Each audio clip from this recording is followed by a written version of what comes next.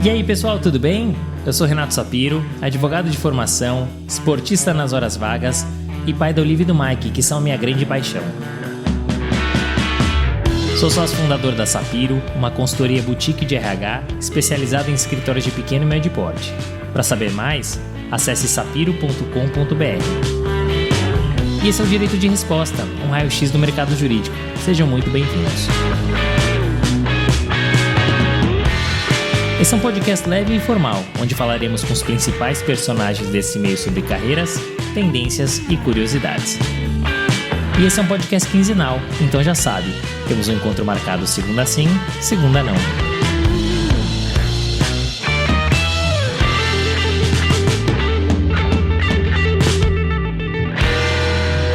Senhoras e senhores, sejam muito bem-vindos a mais um episódio do podcast Direito de Resposta, o segundo da nossa quinta temporada, episódio 96. Estamos chegando ao 100º, que vai ter uma surpresa, não sei se vocês vão gostar ou não, mas tem uma surpresa no 100º. Hoje a gente está recebendo a Marina, que é sócia do Matos Filho e uma das maiores referências no mercado jurídico brasileiro nas áreas de Venture Capital, Private Equity e fundos. E ela vai contar um pouquinho dessa história tão bacana que ela construiu ao longo dessas quase 3 décadas. Marina, muito obrigado por ter aceitado o convite. Prazer te receber no Direito de Resposta. Renato, muito obrigada. Para mim é um prazer e uma honra estar aqui e falar depois de tanta gente que eu admiro tanto, que já veio conversar com você. Acho que vai ser um papo muito bom. Com certeza. Seguimos aí com nível muito alto. Super obrigado. Marina, primeira pergunta aqui, clássica. Planejamento de carreira. E você tem uma carreira que é muito bem estruturada e é sólida, né? Você está desde o estágio no Matos Filho, foi efetivada, virou sócia, está aí há quase 3 décadas. Essa sua carreira, ela foi planejada? Caso contrário, quais eram seus outros objetivos? Eu acho que ela foi planejada assim. Quando eu entrei na faculdade de Direito, eu comecei a fazer estágio no escritório que hoje não existe mais, que era o Goulart Penteado, que era uma cisão do Piero Neto na época. Eu trabalhei lá durante 4 anos fazendo M&A.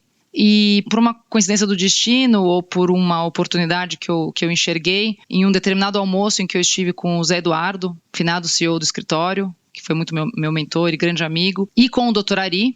Naquela época eu estava no 4º ano da faculdade e estava já efetivado no Goulart Penteado. Eles me convidaram para entrar no escritório para trabalhar primeiro com o Dr. Ari e depois com o Zé. E alguma coisa clicou entre a gente naquele almoço que eu percebi que o Matos Filho tinha um negócio diferente e que me atraía alguma coisa diferente da cultura, do que eles vendiam de oportunidade, que eles vendiam como projeto. E não dá nem para comparar o escritório que existia em 97 com o escritório que existe hoje. Então aquela foi uma decisão que eu tomei que não era óbvia, porque eu já estava efetivado no meu escritório antigo, as pessoas já me conheciam. E falar sim para o Dr. Ari parece óbvio hoje, mas naquela época também o mercado de capitais não era tão desenvolvido quanto é hoje, o Zé também não era sócio. Mas eu gostei do que eles me apresentaram como valor e como cultura e entrei no escritório. E desde muito cedo eu me enxerguei como sendo dona daquilo, né? Eu lembro que eu tinha 20 anos quando eu entrei no escritório, 19 eu acho, e as pessoas falavam, e aí, você tá feliz? Você quer ficar no escritório? Eu falava, como assim? Eu quero ser sócia do escritório, né? Eu não quero ficar no escritório. Para mim, não há outra opção a não ser sócia do escritório. E isso me motivou muito. E acho que isso me trouxe um planejamento e um projeto que no começo intuitivo, mas no final eu acabei me estruturando, muito concreto e muito presente na minha vida do dia a dia, né? A minha vida pessoal com a minha vida profissional, desde aquela época, se mistura muito. Então eu posso te dizer que aos 20 anos... Acho que depois que eu estava uns 6 meses, 1 ano no escritório, eu tinha tomado a decisão que eu queria ficar lá. Eu via valores que me encantavam, eu gostava das pessoas que estavam ao meu redor e eu comprei aquele projeto para mim também. É claro que eu não sou uma das fundadoras do escritório, eu entrei, o escritório já existia naquele formato, né, do Matos Filho, já existia há uns 5 anos, mas eu tenho muito orgulho de ter feito parte dessa história e foi uma decisão diária, né, todos os dias e todas as semanas e meses e anos eu parar para pensar... Estou gostando do que eu estou fazendo, tenho oportunidade, os prós são maiores do que os contras, tá bom, vou ficar mais 1 ano. Mas sempre com aquela coisa, porque eu quero ficar sócia do escritório, porque ainda está valendo a pena. Então, eu acho que apesar de ter tido muitas carreiras em uma só, porque eu não estou fazendo a mesma coisa há quase 30 anos, sempre foi uma decisão muito, muito estruturada de ficar no escritório, sim. Poxa, que bacana, e é legal ouvir mesmo como você começou lá no Matos Filho, porque você falou de um clique, e as pessoas às vezes não sabem mensurar ou explicar o que é esse clique. E nem precisa, mas é o famoso feeling. Então, se por algum motivo, mesmo que inconsciente, você está sentindo, vai. Se precisar depois corrigir a rota, corrija. Mas olha só, um clique que você sentiu lá atrás e que trouxe toda essa história e hoje você é sócia do Matos Filho. Mas deixa eu dar um passinho só atrás. Você falou de planejamento de carreira já na carreira jurídica. Quando que você decidiu e por que você decidiu fazer direito? Eu resolvi fazer direito no meio do colegial. Eu já tinha pensado em fazer outras coisas. quase fui veterinária, pensei em fazer jornalismo, pensei em fazer administração. E, ironicamente, eu entrei no direito porque eu queria fazer carreira pública. Eu achava bonita a carreira pública, eu achava que, eventualmente, eu tinha um sonho de ser juíza e eu falava aquilo para as pessoas. Eu entrei na faculdade muito jovem, eu acabei o colegial com 16 anos e eu entrei na faculdade e eu não tinha noção do que eu estava falando, né? Mas eu entrei querendo fazer carreira pública, querendo ser juíza, e no final do primeiro ano na faculdade, eu tive a oportunidade de entrar no Goulart Penteado, que eu conheci um sócio de lá, ele me apresentou, e de novo, eu tive o clique. Eu me encantei por aquele universo do M&A, do direito empresarial. Mas o direito que eu resolvi fazer no colegial não é o direito que eu me encantei na faculdade, não é o direito que eu executei esses anos todos. Então, eu atribuo isso a um pouco de sorte, porque eu definitivamente sou feliz fazendo o que eu faço e acho que tenho um perfil para fazer o tipo de advocacia que eu faço. Eu não teria dado certo numa carreira de juíza ou como servidora pública, certamente. Eu tenho uma inquietude e uma vontade de executar as coisas e fazer acontecer, que eu acho que eu ia ficar frustrada numa carreira pública. E é legal você trazer isso, porque eu acho que alguns anos atrás, quando as pessoas decidiam fazer direito, né, ou era por um chamado mesmo, como você bem colocou, ou era porque tinha aquela impressão, talvez, dos filmes americanos, então o pessoal tinha na cabeça de ser o promotor, o procurador, juiz, juíza. E aí você teve uma experiência que te mostrou, peraí, não é um perfil que eu quero seguir esse outro caminho e você desenvolveu. Que até conecta de alguma maneira com a história do Thiago Sombra, teu sócio que esteve aqui, mas ele viveu a carreira pública, até que ele falou, peraí, bateu a inquietude, não é o que eu quero. E ele fez um movimento de volta que tem se tornado mais comum, mas era incomum até certo tempo. E muito bacana, Marina, ouvir de uma pessoa que pensava em seguir uma carreira dentro do mercado jurídico, seguiu outra e dentro dessas outras várias ramificações que você comentou que a gente vai trabalhar ao longo desse episódio. A Marina, que não se entendia como carreira pública naquele comecinho, depois de tantos anos, hoje eu me vejo, no momento que eu for fazer uma transição do escritório, que um dia vai chegar, eu consigo me ver trabalhando, fazendo uma coisa diferente, trabalhando muito cedo para falar isso, mas certamente eu vou querer fazer esse movimento contrário que o Sombra fez. É engraçado isso, porque eu acho que eu amadureci, vivi muita coisa, sou muito feliz sendo advogada numa banca privada e tenho muitas experiências e faço coisas que são muito legais e participo realmente da história do mercado de fundos no Brasil, Private Equity Venture Capital, mas eu me vejo um dia no futuro mudando o foco. Eventualmente uma coisa de academia, eventualmente alguma coisa vinculada ao governo, de novo com uma inquietude diferente, que é uma inquietude de impactar o outro ou a sociedade de uma forma diferente. Muito bacana, e você fez parte de um projeto que a gente vai falar mais à frente que traz esse impacto mesmo para a sociedade, né? Mas vamos deixar pro final aqui pro pessoal ir ouvindo até o final do episódio. Antes agora, Marina, da gente entrar na tua carreira, vamos falar da tua formação acadêmica que é super forte, né? Inclusive, você fez um LLM na Northwestern e você fez em conjunto uma formação, uma pós, uma especialização em administração na Kellogg, que também é uma universidade muito forte dentro da área de administração. O quão importante foi essas experiências? O que você trouxe de aprendizado que você levou para a tua carreira?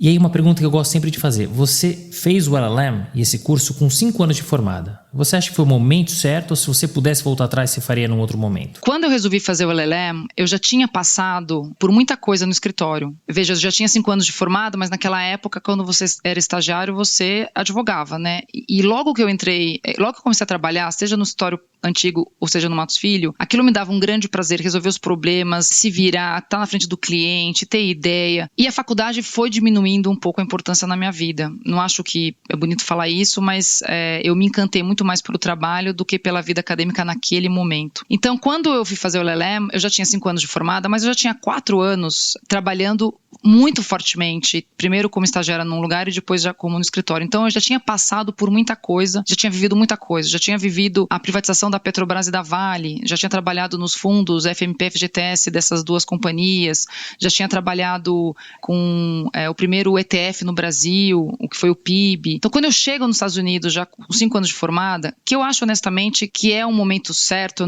eu não acho que as pessoas têm que ir antes, porque eu acho que elas têm que ter essa bagagem realmente profissional. Eu cheguei lá já com uma experiência e um jogo de cintura que a turma que estava lá, que tinha acabado de sair da faculdade, ou os próprios americanos, não tinham. E eu acho que isso me permitiu ter uma experiência diferente no LLM e naquele programa que eu fiz de administração de empresas. Eu tinha vivido a prática de muita coisa que estavam se ensinando. A legislação brasileira de mercado de capitais é muito espelhada na americana, então os conceitos, os grandes princípios e a lógica do que estava sendo ensinado lá na teoria, eu já tinha vivido de alguma forma no Brasil. Então, para mim, foi realmente um lugar que eu pude me aprofundar, que eu pude fazer discussões, de tentar entender o que daria para trazer de regras que aconteciam lá para o Brasil. Obviamente que o mercado americano estava muito à nossa frente naquela época, em uma série de situações, mas abriu a minha cabeça para ver quais eram os passos e quais seriam as novas questões que surgiriam no mercado de capitais na regulamentação brasileira. O fato de eu ter ido para aquele curso da Kellogg, que hoje em dia eu acho que não existe mais esse programa, ele me permitiu que eu fizesse todas as matérias do primeiro ano do MBA da Kellogg. Naquele ano a Kellogg tinha sido escolhida a melhor escola de business dos Estados Unidos,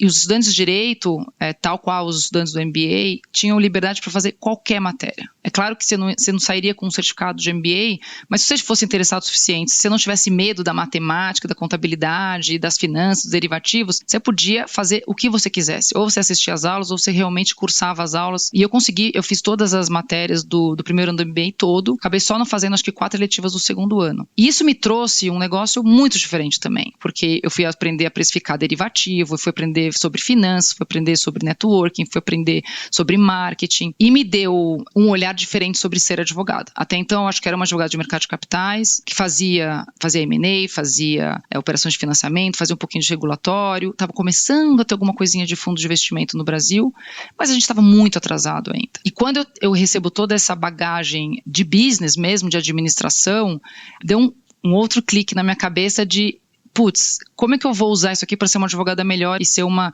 resolvedora de problemas e menos uma pessoa que vai falar de tecnicidades com o cliente, mas mais uma pessoa que vai entender o negócio dele e vai conseguir entregar o melhor valor para ele. E o final do programa, do MBA e do LLM, eu fiz um trabalho sobre a indústria de fundos de investimento lá. Naquela época, antes de eu viajar, eu tinha, junto com o Zé Eduardo, a gente tinha ajudado a escrever o primeiro código de autorregulação da Anbima, por uma grande coincidência. Então aquele negócio estava na minha cabeça.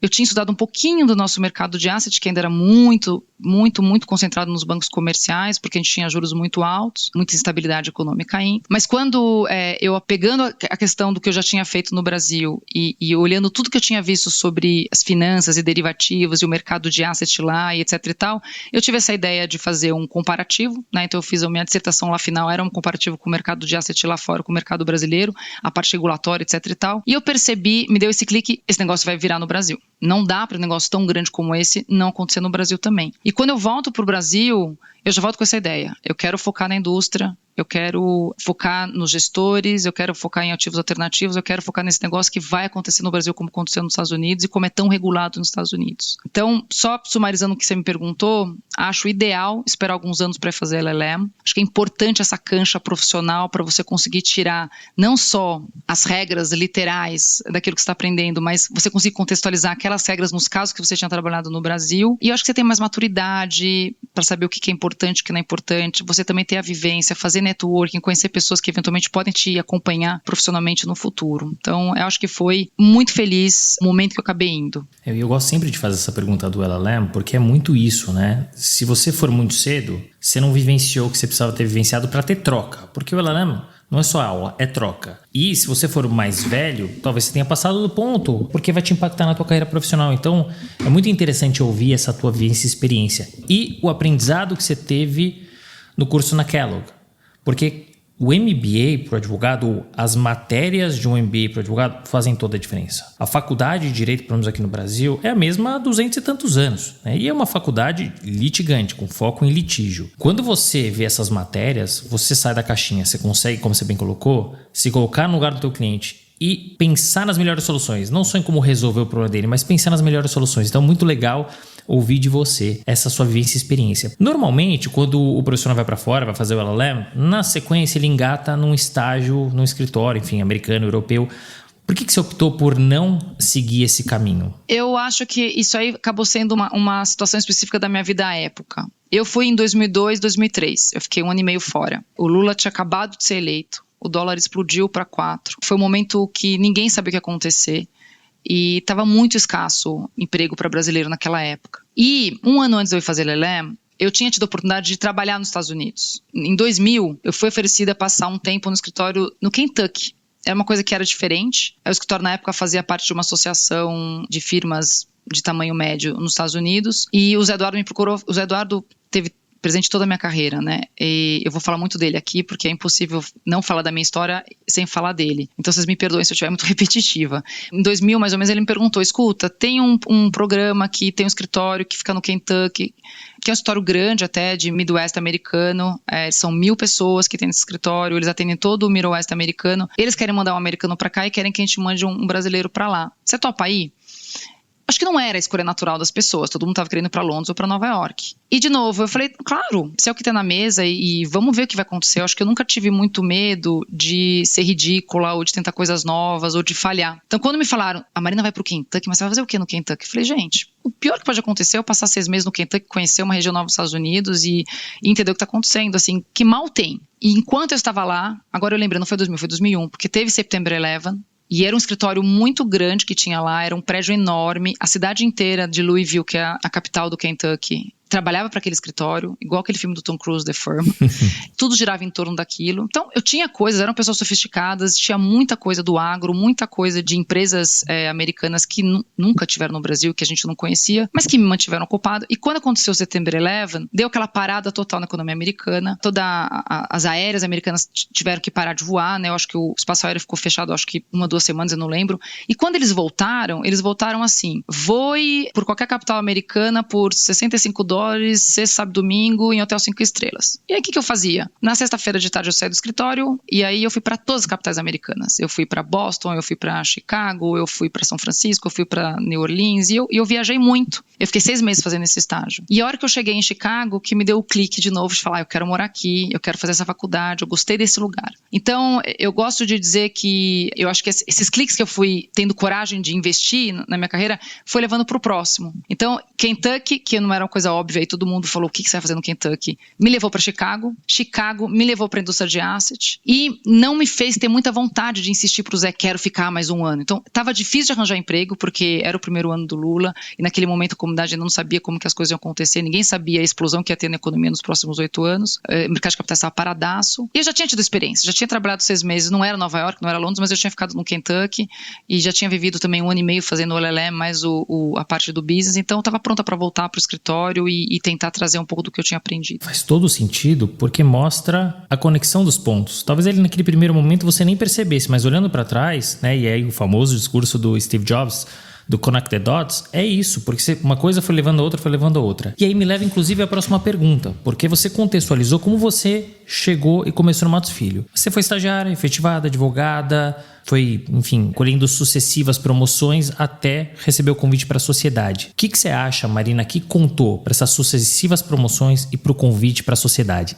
E, o que eu gosto sempre de saber, dormiu, acordou sócia, o que mudou no dia seguinte? Primeiro que eu achava que estar no escritório com aquele ritmo de vida, com aquele estresse, que eu acho que tem um componente de que acho que ninguém gosta de ser estressado, mas se você vai ser bem sucedido num ambiente desse, você tem que saber conviver e tem que saber lidar com o estresse, com clientes que precisam das coisas de última hora, é um ambiente muito sofisticado, de assuntos complexos, etc e tal. Então, eu acho que a minha personalidade permitiu que eu conseguisse me acomodar muito bem era uma zona de conforto para mim, viver isso, e acho que foi quando eu falei, quero ser sócio desse lugar. Eu acho que eu sou boa nisso, eu acho que eu consigo entender qual que é a carreira aqui, o que é esperado de mim, e se eu continuar fazendo isso, eu acho que acontece. A história era muito menor e ele estava crescendo de uma forma muito forte naquela época. A gente continua crescendo, na verdade, muito até hoje, mas eu acho que não dá para comparar o crescimento da primeira década do escritório com o crescimento de hoje em dia. A gente ainda não era full service quando eu entrei, as principais áreas eram o mercado de capitais e M&A, tributário, e hoje em dia a gente tem todas as áreas no escritório, então a gente cresceu muito mais, mesmo depois da minha sociedade.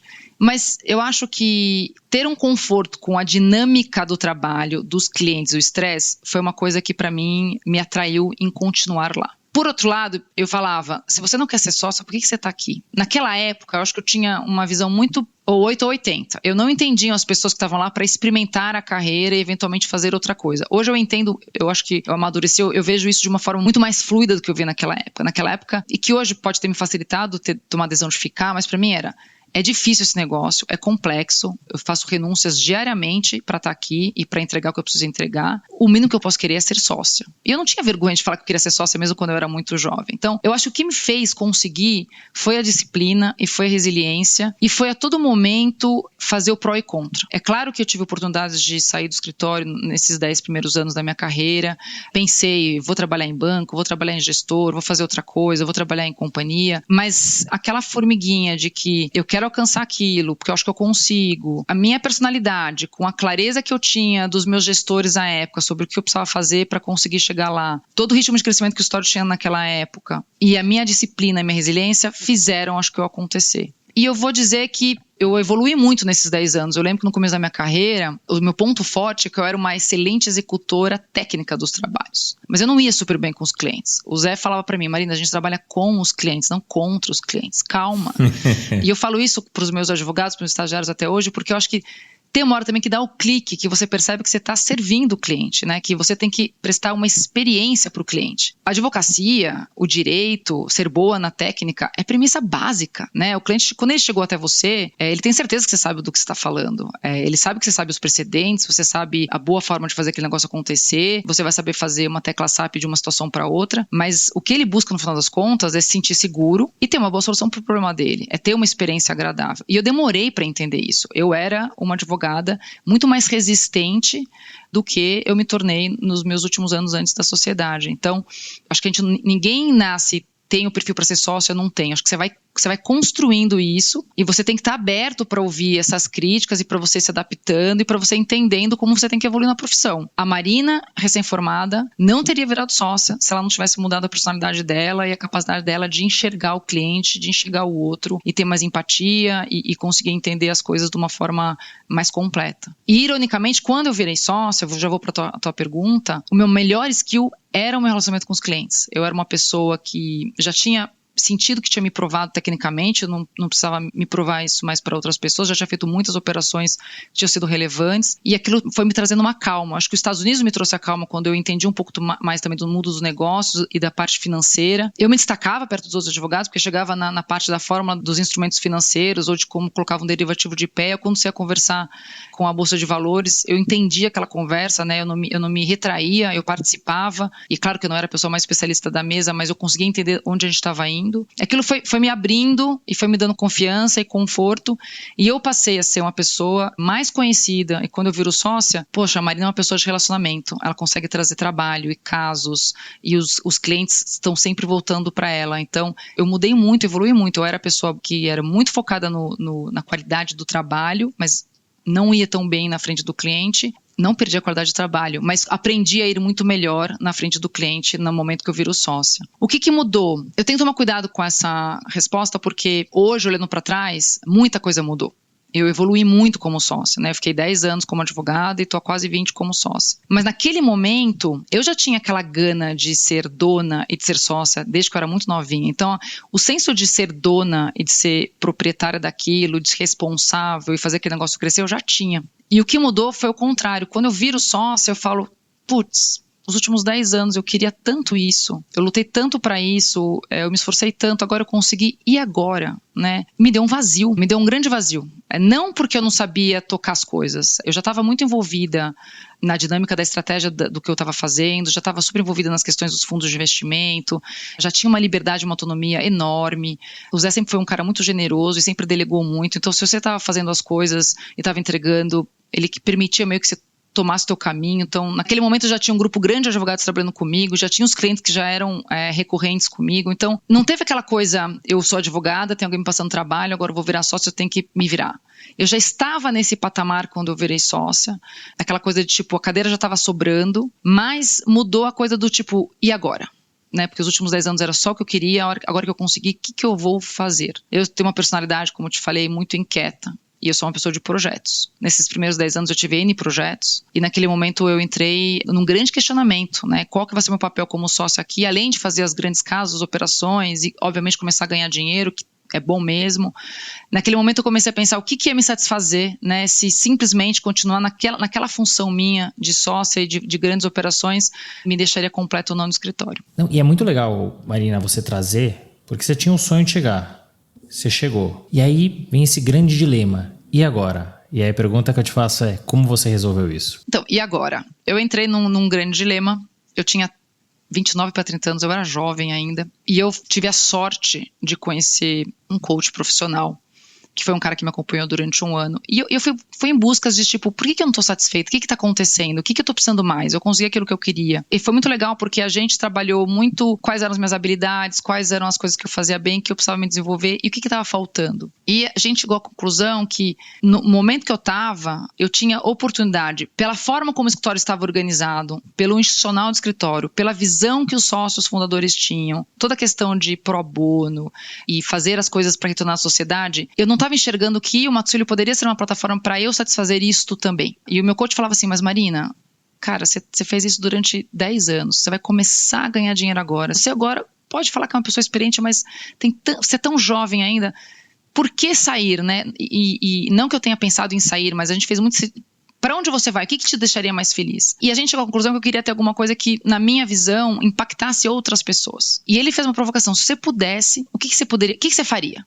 Né, vamos lá, pega o teu background, você fez MBA, você fez LLM, você fez os IPOs maiores que estiveram no mercado, trabalha com os grandes gestores, o que você faria? Na sala do consultório dele eu falei, eu traria o Grameen Bank para o Brasil.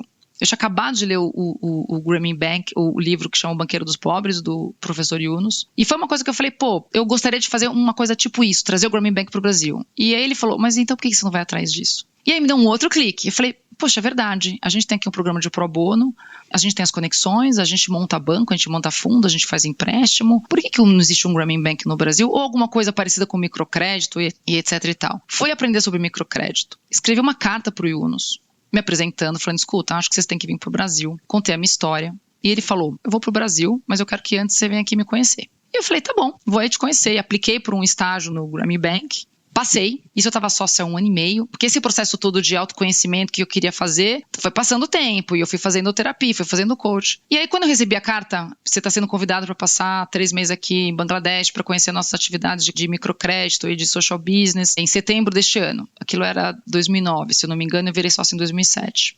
Acho que eu fui aceita no finalzinho de 2008. E aí eu cheguei pro Zé e falei assim, Zé, você não sabe... Eu vou para Bangladesh. Ele falou, como assim você vai para Bangladesh?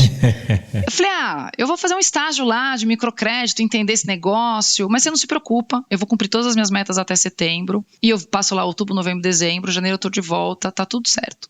E o Zé falou, você não vai nem a pau, você não vai, como assim, Marina, você acabou de virar sócia, vai acabar com a tua carreira, você tá decolando, fazendo um monte de coisa bacana, como assim? E aí a gente deu uma estranhada, eu falei, tá bom, vamos conversar depois. E na minha cabeça, assim, não ia ter Cristo que ia me tirar aquele negócio da cabeça. Eu realmente queria viver aquela experiência. O Quiroga ficou sabendo. Como assim, a Marina quer ir para Bangladesh?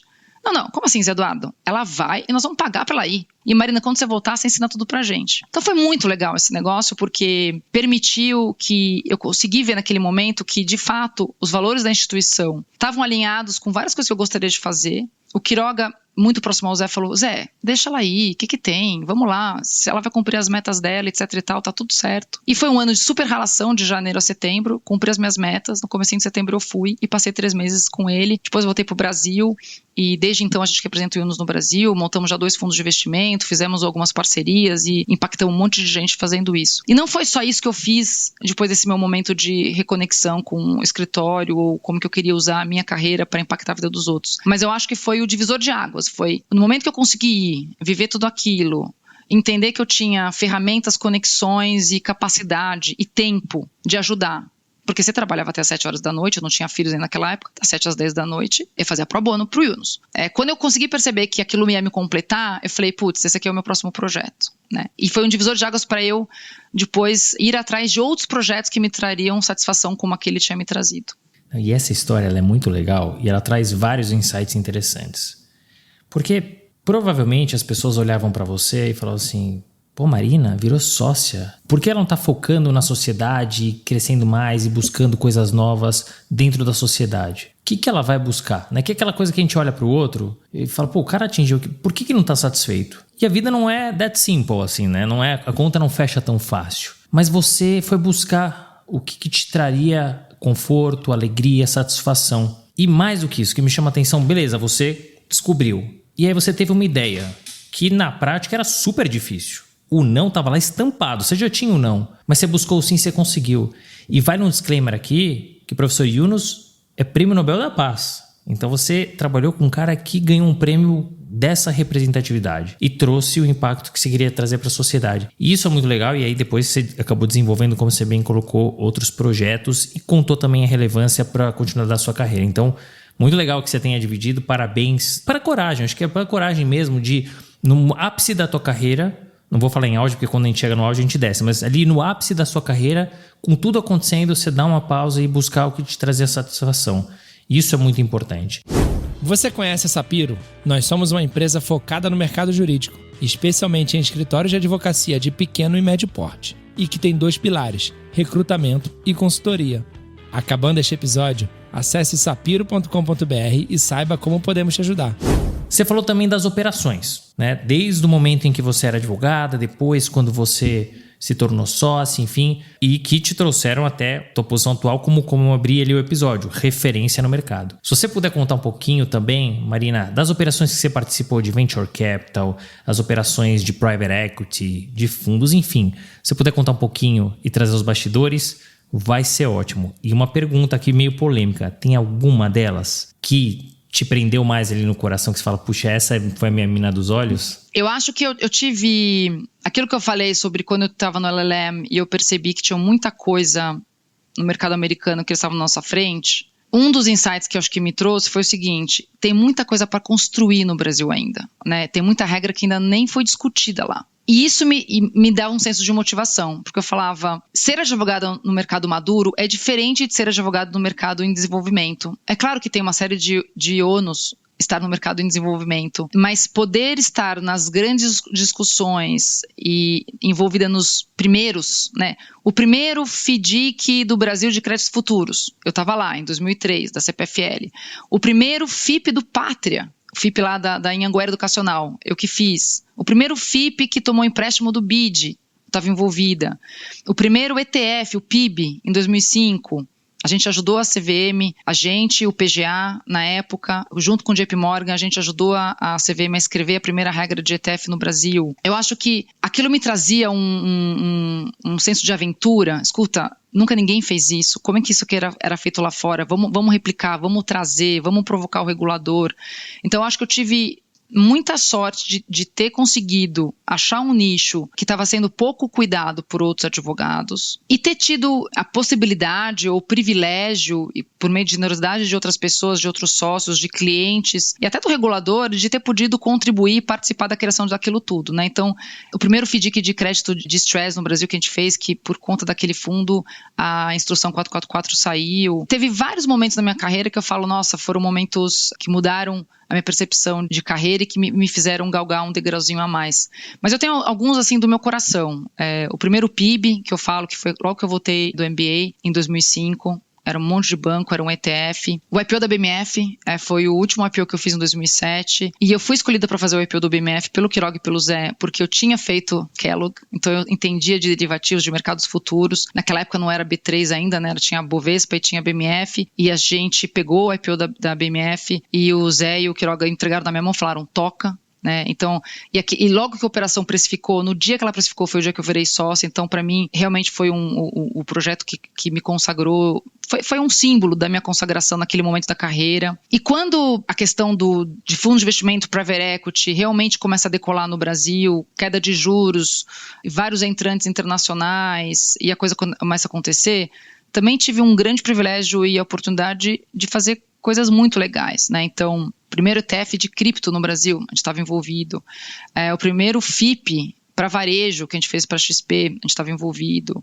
O primeiro FIP de Venture Capital para varejo, aqui também estava envolvido. Então, fizemos fundo de impacto, fundo de carbono, fundo de futebol. Então, tiveram vários projetos muito legais que foram os primeiros. E dá muita satisfação, né? Você poder desbravar e se virar e poder criar coisas que não foram criadas. De novo, tem um ônus, tem um bônus. Nada como repetir e se aperfeiçoar em processos e projetos que já aconteceram, mas o que me dava a coisa da energia e de ir atrás, de querer pegar o caso, querer pegar o cliente e convencer a CVM que dava para fazer acontecer, eram os primeiros, né? Então, toda vez que tem um negócio, nunca ninguém fez. Putz, vamos tentar então? Não, mas nunca ninguém conseguiu. Não, mas a gente vai conseguir. É um negócio que sempre foi um drive na minha carreira, tentar sair do status quo e da zona de conforto. Mas por que não pode? Vamos tentar então, vamos pedir pro colegiado, vamos pedir uma dispensa. E eu acredito muito isso ainda desenvolvimento da nossa regulamentação, né? Então, acabou de ser uma regra nova dos fundos de investimento que renovou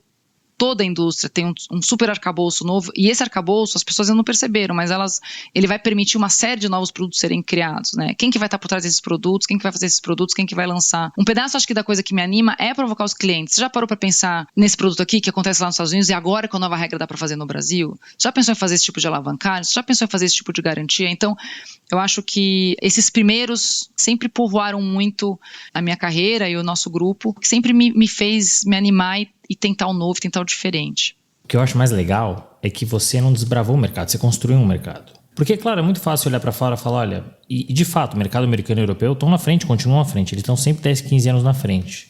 Vou tropicalizar. Mas não é fácil assim, não. Não é tão simples você colocar em prática o que está rodando lá fora, são culturas diferentes, são mercados diferentes. Mas o legal é que você construiu tudo isso, né? Você fiz o primeiro disso, primeiro daquilo, e que trouxe como consequência a mudança da legislação e tal. E eu concordo 100% com você. O mercado jurídico ele é sempre impactado. Qualquer mudança mercadológica, qualquer mercado novo, qualquer regulamentação vai ter trabalho para o advogado. Então aquele advogado que estiver atento às oportunidades que vão surgir, ele vai ter trabalho sempre, né? Por isso que quando me perguntam assim, nossa, tem 2 milhões de advogados, o mercado não está saturado? Não, porque toda hora surge alguma coisa nova. Agora, se você vai estar atento e migrar para cá, aí são outros 500, né? Mas é muito legal que você construiu o mercado. Com a ajuda de muita gente, mas eu falo isso muito para os meninos que trabalham com a gente e para todo mundo lá, porque, e não só da nossa área, claro, eu acho que tem muita oportunidade no mercado brasileiro a todo momento. E acho que o papel do advogado empresarial, de uma advocacia de primeira linha como a nossa, é também fazer esse advocacy institucional, é se meter nas associações de classe, é provocar o regulador e o autorregulador. Eu acho que existe um papel que a gente tem que ajudar a fazer esse negócio acontecer. E eu fui muito feliz também fazendo isso. Eu acho que uma outra forma, acho que a gente não acabou falando disso, mas uma das formas que eu encontrei para poder participar de uma forma institucional e organizada foi entrar para o conselho da BVCAP, né? Há 7 anos atrás eu me candidatei e fui eleita, eu sou a única advogada de um conselho de 12 gestores, e nesse papel como conselheira da BVCAP, eu tenho interação com a CVM, com a Receita Federal, com senadores, com deputados, com o Banco Central. Então, a gente consegue fazer discussões para tentar mostrar para os reguladores e autorreguladores onde estão as questões que a gente está vendo no dia a dia. É claro que a gente tem os nossos vieses de que nós queremos aumentar o mercado para os nossos clientes poderem trabalhar mais, entregar mais. Mas no final das contas é um ciclo super virtuoso, né? Então, facilitar as regras de private equity no Brasil para trazer estrangeiro é bom, porque vem capital, gera emprego, formaliza as empresas e traz mais imposto para o país. Então, eu acho que, para mim, tanto na coisinha lá do Grameen, quanto fazer o fundo de impacto social, quanto trabalhar nos meus projetos pro bono, estar na BVCAP é uma forma de eu sentir que eu estou entregando um pouco para a sociedade tudo que eu recebi no escritório e estou ajudando a construir esse mercado e a colocar o ponteiro um pouquinho mais para o lado do mercado com standard mais internacional, é mais fácil de fazer negócio, seja para o empreendedor brasileiro, seja para o empreendedor estrangeiro. Sem dúvida, mas tudo isso que você construiu tem um preço. Né? Por um lado muito positivo, referência, super premiada, inclusive você recebeu um prêmio muito legal da Latin Lawyer como de mulher inspiradora, uma das mulheres mais inspiradoras da América Latina em 2013, mas por outro lado é um mercado que é demandante, como você comentou, até brincou, né, de alta performance, mas que também tem um ambiente de muito estresse, porque tem uma pressão muito grande e você vai ter que, em alguns momentos, de fato, abrir mão de certas coisas. E aí, Marina, você sente que você teve que superar mais obstáculos para chegar onde chegou por ser mulher? E mais do que isso, né? A gente falou do mercado de alta performance super exigente e tal, e que demanda muito tempo naturalmente. E você é mãe, né? Então, como é que você faz para girar tantos pratinhos? Ser mãe, ser uma profissional de excelência... Como é possível? E se você puder também trazer aqui algumas dicas para as nossas ouvintes, vai ser muito legal. Vamos lá, eu acho que é uma carreira que demanda muito. Eu acho que como qualquer carreira de excelência, eu falo isso muito para as pessoas também. Se você quer trabalhar numa firma que é top, com um grupo de pessoas e de clientes que estão envolvidos nas operações mais sofisticadas, que estão envolvidas nas discussões mais complexas, não vai ser o emprego das 9 às 5. Mas não é no direito, nem na engenharia, nem na publicidade, nem no jornalismo, nem na medicina. E é claro que qualquer um que quiser estar num lugar de excelência tem que entender que existe uma dedicação que é diferente. Dito isso, a questão do equilíbrio sempre foi um assunto super importante para mim. Apesar de sempre ter trabalhado num ritmo muito frenético, eu nunca tive vergonha de estabelecer alguns limites. Então, se eu tinha terminado meu trabalho e eu estava em dia com as minhas coisas e tinha sido eficiente, eu não tinha vergonha de ir para casa. Eu não precisava fazer FaceTime. E esse era um acordo que eu tinha com o meu gestor na época. Eu não tinha vergonha de sair de férias. Eu não tinha vergonha de, se pudesse não trabalhar no final de semana, pudesse fazer na sexta-feira ou fazer na segunda-feira, eu preferia. Se precisasse trabalhar no final de semana, eu trabalhava. Se precisasse virar à noite, eu virava. Mas eu sempre fui uma pessoa que tentou, com disciplina e organização, manter um pouco desse ritmo. Para você conseguir fazer isso, você tem que ter o teu entorno colaborando. Eu tive um entorno que permitiu que eu fizesse isso. Escuta, se você estiver entregando o seu trabalho, os clientes estiverem satisfeitos, você pode tocar as coisas com a tua autonomia. Então, acho que sempre foquei muito com relação a isso, mas nunca tirei a qualidade de vida do horizonte. É claro que nos 3 anos antes de eu virar sócia, não tinha qualidade de vida. Nenhuma. Mas aquele tema era um tema que estava constantemente dentro de mim. Nunca aceitei. A vida vai ser ruim e é assim que é, porque é assim, ponto. Esse pra mim nunca foi uma lógica que eu aceitei. Acho que vão ter momentos mais difíceis, vão ter momentos mais equilibrados, vão ter momentos que eu vou me dedicar mais pro escritório, vão ter momentos que eu vou dedicar menos, mas o balanço tem que fechar um pouco a conta. E eu sabia que até eu virar sócia, aqueles 3 anos antes da sociedade, e acho que os 3 anos seguintes também, foi de muito trabalho, claro que foi. Mas eu consegui entender que era o pêndulo. A história da mulher, de ser mulher, engraçado porque eu só percebi que eu tinha tido dificuldade por ser mulher depois que eu virei sócia. E depois que eu fiquei mais velha também. Eu não enxergava a questão do gênero quando eu era mais jovem. Eu era totalmente ignorante com relação a esse assunto. Primeiro porque eu acho que eu convivi num ambiente que era saudável e respeitoso. E como eu tive muita oportunidade de trabalhos muito bacanas, o assunto viés de gênero, nem existia essa discussão na época, mas ele não me pegava.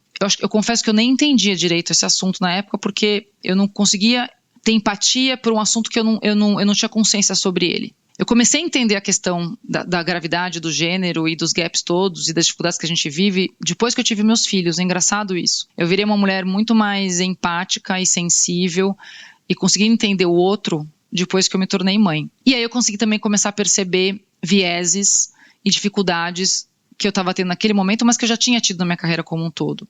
Então, sim, ser mulher traz uma dificuldade adicional. Eu acho que você tem que escolher estar num lugar que quer reverter isso e quer trabalhar contra esses vieses. Eu acho que você tem que escolher ter um parceiro ou uma parceira que te apoie, porque eu diria que mais da metade do sucesso é você ter alguém na tua casa que não tá tentando te derrubar e fala, não, tudo bem, não tem problema que você vai trabalhar até tarde, tudo bem, não tem problema que você vai trabalhar no final de semana, não tem problema que você não vai poder ir nessa festa comigo, porque se você tem alguém que não entende isso, você acaba desistindo. E você nem sabe que você está desistindo, mas aquele negócio vai minando a tua vontade no dia a dia. Então, acho que você me falou, qual que seria o conselho que você daria para as mulheres? Esteja num lugar que tem os valores que você compactua, né? E que não só falam, fazem. Nenhum lugar é perfeito. Acho que os escritórios são um extrato da sociedade. Na sociedade existe realmente uma questão de viés de gênero e todos os outros. Mas a gente tem os lugares que são ambientes que querem ser mais saudáveis e colocam uma série de políticas para melhorar. E tem lugares que não se importam muito com isso, né? Então, primeira coisa, olhe para onde você está trabalhando, entenda essas questões e veja se a fala está condizente com a ação. 2, escolha muito bem o teu parceiro ou sua parceira, porque ele ou ela vão ditar o teu sucesso profissional. Eu tenho, assim, muita tranquilidade com relação a isso. E 3, não é fácil. Assim, a Samarina faz tudo. Não faz tudo. Outro dia me perguntaram, como é que você faz? Eu falei, de vez em quando eu choro embaixo do chuveiro. Porque tem o filho 1, tem o filho 2, e tem o cliente, e tem as questões da gestão do escritório, e tem as questões da BVCAP, e tem a questão da nova lei que aconteceu, e tem a turma que você precisa deixar engajada no grupo, e tem o marido, e tem os pais. Então, não é fácil. Eu acho que a lição que eu aprendi é que não dá para fazer tudo bem ao mesmo tempo. Você vai ter uma época que você vai estar se dedicando mais para as crianças, uma época que você vai estar dedicando mais para o escritório, vai ter uma época que você vai conseguir ter um equilíbrio pior. E aceita também. Eu acho que tem fase que eu falo, gente, eu vou ter 10 dias que vão ser difíceis. E aí eu vou sem culpa, vou ter 10 dias difíceis, eu vou, foco, entrego e tá tudo certo. Eu respiro aquilo, eu vivo aquilo. A história faz parte da minha vida, não dá pra eu falar, agora eu não tô trabalhando, agora estou trabalhando. Eu trabalho 24 horas por dia e é isso aí. É claro que quando você tá de férias, você tenta se desconectar, etc e tal, mas é o meu negócio, eu quero saber o que tá acontecendo. A todo momento a minha cabeça tá pensando como que eu posso gerar mais trabalho, mais clientes, mais oportunidade para as pessoas ou para os clientes.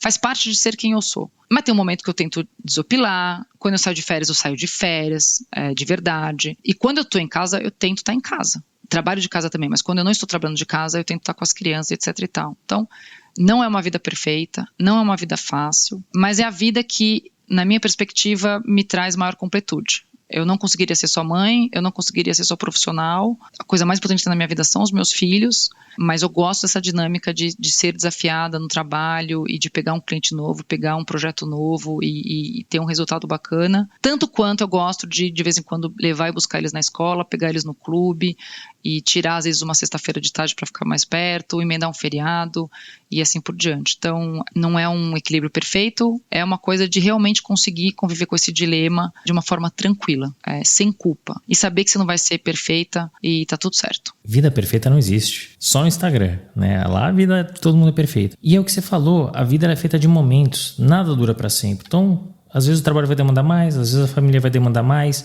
E eu gosto muito de fazer essa pergunta em especial, porque são profissionais de muito sucesso, que são referências multipremiadas, e todas elas trazem a sua experiência de vida. E todas elas trazem uma resposta muito parecida. Não vai dar para equilibrar o tempo inteiro, não vai dar para fazer bem tudo o tempo inteiro. Ninguém aqui é máquina, nós somos seres humanos, é impossível, né? Então, eu pergunto porque essa experiência certamente vai inspirar as nossas ouvintes, que vão tirar um pouco esse ar de culpa, porque é normal a gente se culpar, mas vão tirar um pouco esse ar de culpa, né? E de novo, vida perfeita só no Instagram. E nem acredite nas coisas que você vê, mas é muito legal poder ouvir de você essa experiência, porque você chegou lá, melhor, está lá.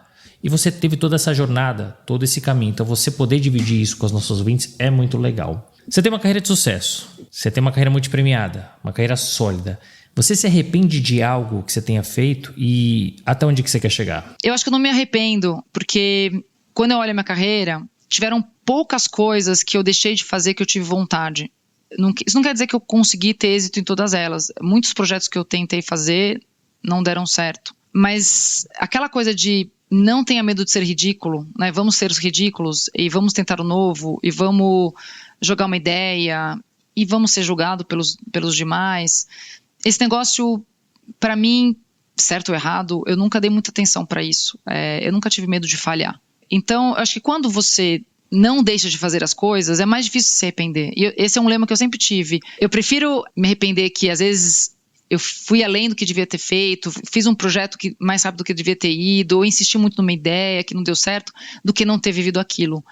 Então, quando eu olho, assim, da minha carreira, fiz os movimentos que eu achei que eram os movimentos adequados na época, e todos eles, de alguma forma, foram me conectando pro próximo, e pro próximo, e pro próximo. Mas eu era uma pessoa muito ansiosa, muito preocupada. Não com o meu redor, mas com uma necessidade de agradar e ter certeza que estava todo mundo confortável comigo ao meu redor.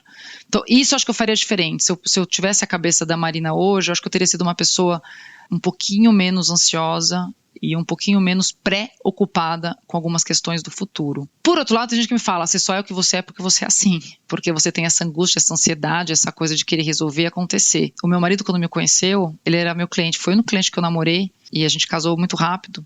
Ele me deu um Hummer de presente. Sabe aquele carro, um Hummer, que ele falava, você é um Hummer, cara, você vai, acontece, executa, é uma força. E tem gente que gosta e tem gente que não gosta. E tá tudo certo, eu não vou agradar todo mundo, mas esta ansiedade, essa vontade de fazer acontecer foi o que me trouxe até aqui. Então, é uma dicotomia quando eu falo isso também. Por um lado, eu gostaria de ter sofrido, entre aspas, menos com essa ansiedade, de querer fazer acontecer e resolver tudo muito rápido. Por outro lado, eu acho que essa é a minha característica que me continua indo para frente. Agora, o que mais, né? Hoje no escritório, eu tô lá muito participativa na prática de ESG, na prática de Venture Capital, Private Equity, fundos de investimento. Estou no comitê executivo do escritório, então um pedaço grande do meu dia é na gestão do dia a dia do escritório. E estou no conselho da BVCap. Hoje eu estou num momento que meu pratinho está muito cheio.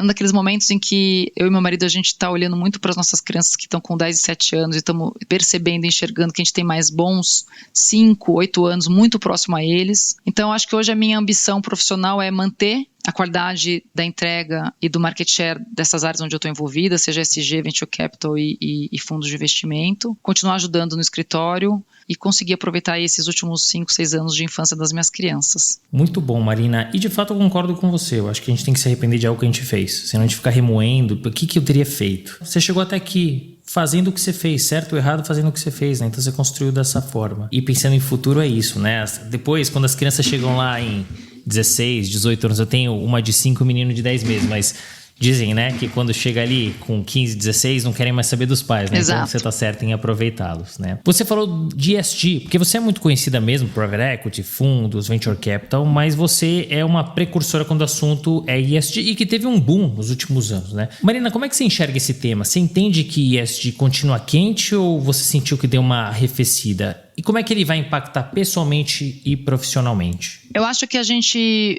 vive de pêndulos, às vezes, com relação a alguns assuntos, né? Acho que ESG está na pauta, ponto.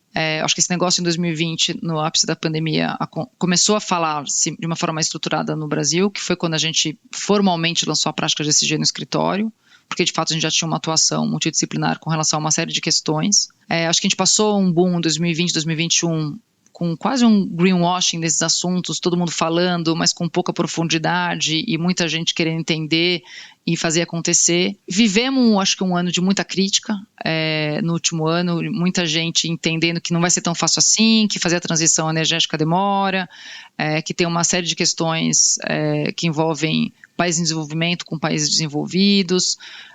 Não é uma equação simples de resolver, mas eu acho que é um caminho que não tem mais volta. Cada vez mais companhias abertas, com conselhos preocupados com esse tipo de assunto, em diferentes fases de evolução, né? Cada companhia numa jornada, alguns ainda, quem toca ESG é o marketing, outros quem toca ESG é o CEO. Então você consegue ver o grau de afinidade da companhia com o tema ESG dependendo do departamento que cuida da matéria, se é o marketing ou se é o CEO. Mas a gente tem já muito mais gente no Brasil falando disso do que não falando. O Banco Central e a CVM cada vez mais preocupados, a B3 também.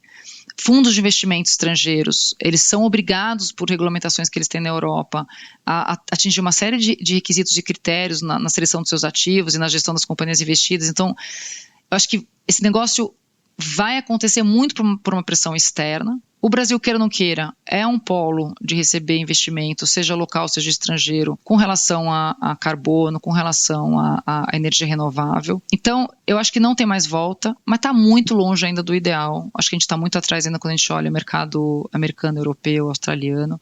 Mas é um assunto que está menos na pauta da mídia, mas acho que quem está falando sobre o assunto está com mais significado e está realmente querendo virar a chavinha, né? Sei lá, uma série de fundos sendo levantados de impacto, de descarbonização, de transição energética, programas de bancos multilaterais querendo colocar dinheiro nisso, uma série de companhias querendo mudar também a sua forma de atuação. Então, eu vejo esse negócio como um negócio que é sem fim, que é sem volta, e que vai ser o novo normal, né? Acho que é muito difícil para um profissional hoje que trabalha com negócios, né? Que você faz M&A, que você faz fundos de investimentos, você faz financiamento de infra, você faz contencioso, você faz compliance, não entender de ESG, porque ESG está em tudo.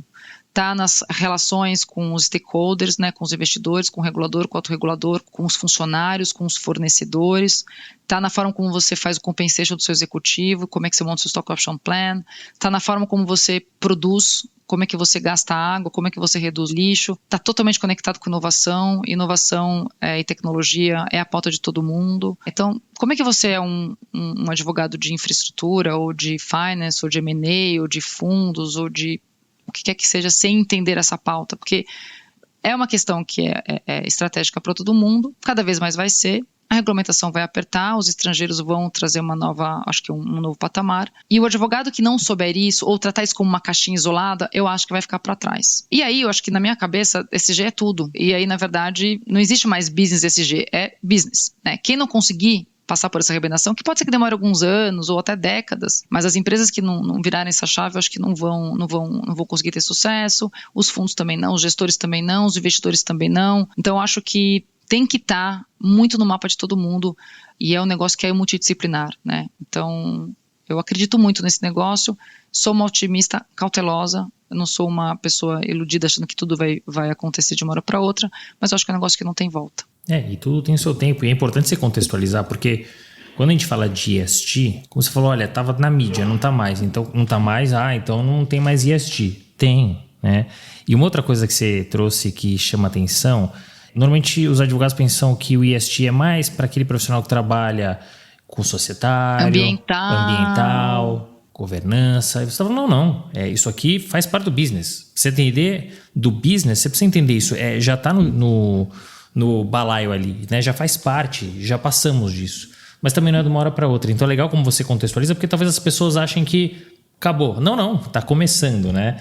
E pode levar mais ou menos tempo. A gente falou, Marina, muito da tua carreira, da tua trajetória profissional, acadêmica, dos teus objetivos, anseios, do que você construiu. Mas eu queria que você contasse pra gente um pouquinho de quem é a Marina na PF. A Marina na PF é uma cineasta frustrada e uma pianista frustrada também. Hoje são 2 hobbies que eu gosto muito. Eu adoro cinema, adoro música. Eu sou uma kitesurfista. Todos os anos eu vou 2 vezes por ano. Eu vou para Preá, para Jeri e para velejar. Foi uma coisa que eu aprendi com meu marido. Meu marido é velejador desde que ele era criança. E a gente velejou de várias coisas. A gente brinca que kitesurf não é velejar. Kitesurf é empinar pipa. Então eu consegui aprender. Então é um negócio que me dá muito prazer. E é uma forma de meditar, de desconectar com o todo. Então eu tenho algumas atividades que eu faço que me ajudam a reabastecer as energias e a manter o meu equilíbrio. Velejar é uma delas, sem sombra de dúvida, e todo ano a gente vai 2 ou 3 vezes. Adoro esquiar, então todo ano também a gente esquia 1 vez por ano. Adoro fotografia e eu adoro viajar. Eu adoro conhecer lugares novos e rotinas novas e comunidades novas. Então, eu diria que eu sou uma pessoa que gosta muito de cinema, de piano, velejo, sou kitesurfista, esquio e gosto de viajar e bater perna de carro. A gente gosta de viajar de carro. Às vezes a gente viaja para um país, aluga um carro e vai tocar uma cidade ou um estado ou vários estados de carro. É o que eu gosto de fazer. Que é a melhor forma de você conhecer um lugar, né? Ou a cidade em si, andando a pé mesmo, ou pegando e fazendo uma road trip, porque aí você vai conhecendo cada uma dessas cidadezinhas, né? E essa é uma pergunta que a gente implementou aqui, Marina, na 5ª temporada, porque é legal conhecer também nossa entrevistada na física, né? Porque a gente olha ali aquele profissional que é referência, mas, poxa, tem uma pessoa por trás, né? Então, obrigado por ter dividido com a gente. Imagina. Agora, para fechar esse episódio tão bacana, que conselho ou conselhos você traria para os nossos ouvintes? Acho que o maior conselho que eu posso dar para as pessoas e que inconscientemente eu sempre usei na minha vida foi realmente ter o protagonismo da sua carreira. Às vezes as pessoas passam meses, anos num lugar sem entender para onde elas estão indo, o que aquilo está agregando na vida delas. Às vezes as pessoas ficam num emprego que elas não gostam, sem entender direito por quê. E hoje, eu falei no começo do episódio que na minha cabeça eu não entendi alguém que estava no Matos Filho e não queria ser sócio. Hoje eu entendo uma pessoa que quer passar um tempo num escritório de advocacia grande, desenvolver vários skills para depois fazer um outro passo. Mas enquanto você estiver lá, esteja lá. Tenha metas. Entenda o que você quer tirar daquilo naquele ano. Acho que é importantíssimo as pessoas terem metas de curto, médio e de longo prazo. Acho que isso dá direção na vida, isso traz disciplina, isso traz consistência, isso traz constância. Às vezes eu vejo as pessoas, mesmo no mesmo trabalho, 5 anos, mas a pessoa acomodou, não sabe direito o que vai fazer, não sabe se quer ser sócio, não sabe se não quer ser sócio, não sabe se gosta da matéria, não sabe se quer trocar de área. Ninguém vai sempre ter certeza de tudo, mas eu acho que sempre você está aberto a revisitar o que está acontecendo com você, olhar ao teu redor, entender, ter consciência do ambiente onde você está, quem são seus parceiros, quem são seus aliados, quais são as suas dificuldades, aonde você quer chegar. E a todo momento, estou conseguindo? Está funcionando? Não está funcionando? Vai embora. Procura o próximo. Ah, não posso ir embora agora porque tem uma questão financeira? Tá bom. Fica, mas admite aquilo. Agora eu vou ficar porque é um emprego, mas daqui a tanto tempo eu vou me organizar para fazer X. Então acho que é um pouco de não deixar a tua carreira na mão do outro. Às vezes os grandes escritórios assustam, mas todo mundo pode ter uma carreira super ativa e protagonista nos escritórios pequenos, médios e grandes, numa carreira pública ou privada, mas acho que tem que ter essa coisa da consciência a todo momento e a todo momento se questionar, tá bom, o que eu tô ganhando? Quais são os meus objetivos? Consegui, ótimo, não consegui, por quê? E acho que isso é essencial para quem quer construir uma carreira de sucesso. E é um conselho muito bom, porque a gente está tão mergulhado nas nossas carreiras que a gente às vezes não para pensar e falar, é isso que eu quero? Onde que eu quero chegar e como eu vou fazer para chegar? Então, é um conselho muito importante de uma profissional que é referência. Olha, muito obrigado por ter aceitado participar. Olha, foi um episódio muito legal. Você tem uma história muito legal, você conta com leveza, você traz muitos exemplos, detalhes, e eu acho que tem muitos insights importantes aqui, vários. Não vou nem elencar porque são vários insights que você trouxe aqui para os profissionais de todas as gerações, de todas as senioridades. Então foi muito legal, foi muito inspirador, foi um prazer poder te receber aqui no Direito de Resposta. Muito obrigado. Não, foi uma honra, foi um grande prazer, muito obrigada pelas suas palavras, pela sua gentileza e tomara que fique um episódio gostoso de ouvir. Fim de papo. Se você gostou, recomenda para seus amigos. Se não, fala comigo que eu quero te ouvir. Até a próxima.